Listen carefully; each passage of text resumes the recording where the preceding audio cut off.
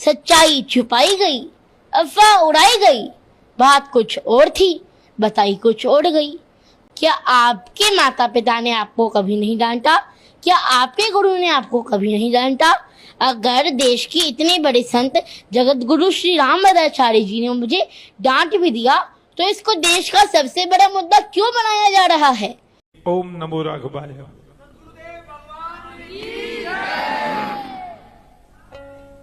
राजा रामचंद्र भगवान की। आप पर नीचे जाओ, इनको करो नीचे, पहले इनको मर्यादा है मेरी। चलो भाई। महाराज जी, आजकल बच्चे संत के रूप में लगातार प्रवचन कर रहे हैं काफी संख्या में, इसके लिए आप क्या कहें? ये दुर्भाग्य है। आपने भी मेरा एक वीडियो वायरल हुआ, आपने देखा होगा जी, उसके लिए आप क्या कहें? अरोड़ा वाला वही बात। अभिनव अरोड़ा इतना मूर्ख लड़का है वो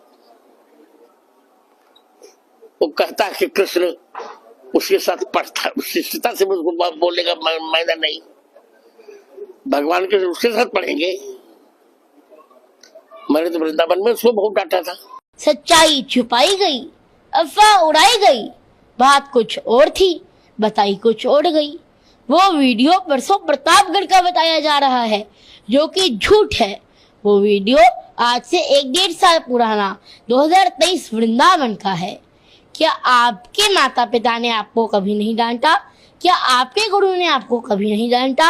अगर देश की इतने बड़े संत जगत गुरु श्री रामभद्राचार्य जी ने मुझे डांट भी दिया तो इसको देश का सबसे बड़ा मुद्दा क्यों बनाया जा रहा है? ये तो किसी ने नहीं डाला कि जगत गुरु रामभद्राचार्य जी ने उसके बाद मुझे अपने रूम में भी बुलाया था और अपना आशीर्वाद भी दिया था। लेकिन आपने बोला कि रामभद्राचार्य जी ने मुझे डांटा। अरे आपके गुरु ने भी तो आपको 8 साल की उम्र में कभी डांटा होगा, 9 साल की उम्र में कभी डांटा होगा। क्या आपसे 8 साल की उम्र में, 9 साल की उम्र में कभी गलती नहीं हुई क्या? लोग कह रहे हैं आप स्कूल नहीं गए। अरे मैं स्कूल जाता हूँ और आज ऐसी स्थिति आ गई है कि मुझे इतनी ज्यादा ट्रोलिंग कर रही है कि मैं इन लोगों की वजह से स्कूल नहीं जा पा रहा हूँ। मेरी वजह से मेरी बहन भी स्कूल नहीं जा पा रही है। आपको सोशल मीडिया पर बहुत कुछ कहा जा रहा है, कई गंदी गंदी बातें भी आ रही हैं उसमें लिखी हुई। इसके अलावा कुछ हमने सुना है फोन कॉल्स आ रहे हैं आपके घर पर परिवार वालों के पास, उसमें भी कुछ कहा जा रहा है। ट्रोलर्स इस तरह से लगातार कर रहे हैं, तो इस सब पर आपका क्या कहना है?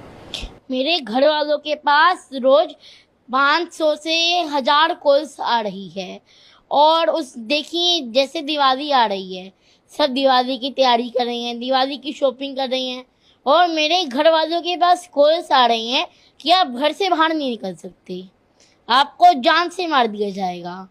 तो ये मेरे पिताजी के पास, मेरे घर वालों के पास कॉल आ रही है। अब मेरी मैया को तो कॉल्स उठाने से भी डर लग रहा है। क्या किस तरह की बातें जो हैं वो की जा रही हैं, कुछ आपने सुना देखा? देखिए अभी तक मुझे मोटा तोता बोल रहे थे, तब तक हमने सोचा कि उनका व्यापार चल रहा है, वो कमा रहे हैं। लेकिन अब बात मेरी भक्ति की आ गई, मेरी भक्ति को नकली कहा जा रहा है। अब हम बर्दाश्त नहीं करेंगे। कई तरह के आरोप आप पर लगे, कहा गया कि आप मंच पर चले गए, मंच की मर्यादा भंग हो गई उसकी वजह से। साथ साथ रामभद्राचार्य जी के लिए आप क्या सोचते हैं, क्या आपका कहना है? दोनों चीजें मैं आपसे जानना चाहूंगा। जगत गुरु श्री रामभद्राचार्य जी के दर्शन करके मैं भक्ति में लीन हो गया था, तो मुझे लगता है कि मेरे से मंच की गरिमा भंग हुई, तो ये मेरी गलती थी। उसके बाद मैंने मंच में कभी ऐसा नहीं किया। क्या सोचते हैं आप रामभद्राचार्य जी के लिए, क्या आपके विचार हैं? देखिए रामभद्राचार्य जी की डांट में भी एक प्रेम छिपा हुआ होता है। उन्होंने मुझे डांटा, इसको भी मैंने आशीर्वाद स्वरूप ही समझा। और मेरे ऊपर ये जो आरोप लगाए जा रहे हैं ये बहुत ही दुर्भाग्य की बात है। और कई चैनल मुझे, कई लोग मुझे धर्म गुरु और संत कह करके भी पुकार रहे हैं। कृपया ऐसा ना करें। अभी तो मैं मेरे कान्हा जी का, मेरी राधा रानी का, मेरे राम जी का एक भक्त हूँ। मैं तो धर्म को सीखने के प्रयास में हूँ। तीर्थों के दर्शन करता हूँ, ज्ञानी संतों से मिलता हूँ, उनसे समझता हूँ उनसे सीखता हूँ। मैं तो सनातन धर्म का प्रचार करना चाहता हूँ। क्या हुआ था वो मंच वाली बात एक बार जरूर बता दीजिए आप, क्योंकि उसी को लेकर मुख्य बात जो है आप पर आरोप लगे, वो एक बार अगर आप बता पाए पूरा क्या कुछ हुआ था। आप मंच पे चले गए थे, क्या हुआ था? जगत गुरु श्री रामभद्राचार्य जी महाराज ने मुझे डांटा था और मेरा तो मानना है कि उनकी डांट में भी मैंने आशीर्वाद स्वरूप ही पाया। और उसके बाद उन्होंने मुझे अपने रूम में बुला करके भी आशीर्वाद दिया था। तो ऐसा क्या था जिसमें आपको डांट का सामना करना पड़ा? क्या आप कर रहे थे वो जरूर सब जानना। देखिए, उस समय मुझे मंच की गरिमा नहीं पता था कि उसमें शांत रहना है, तो मैंने उसमें राम जी का जयकारा लगा दिया था, जिससे मंच की गरिमा भंग हो गई थी।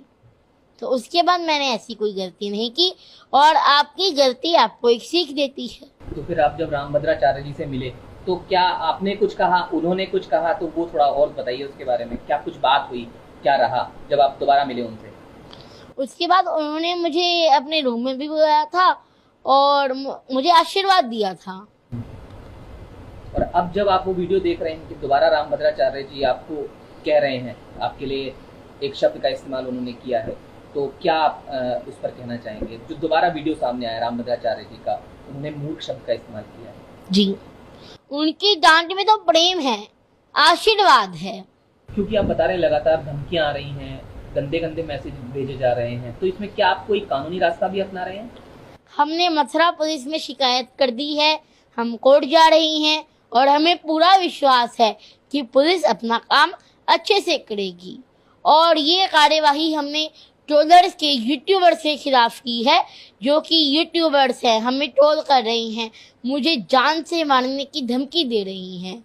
जगत गुरु श्री परम पूज्य श्री रामभद्राचार्य जी तो हमारे लिए भगवान के समान हैं, वो तो संत शिरोमणि हैं। तो आगे क्या उम्मीद कर रहे हैं अब आप? पुलिस अपना काम अच्छे से करेगी, हम कोर्ट जा रही हैं।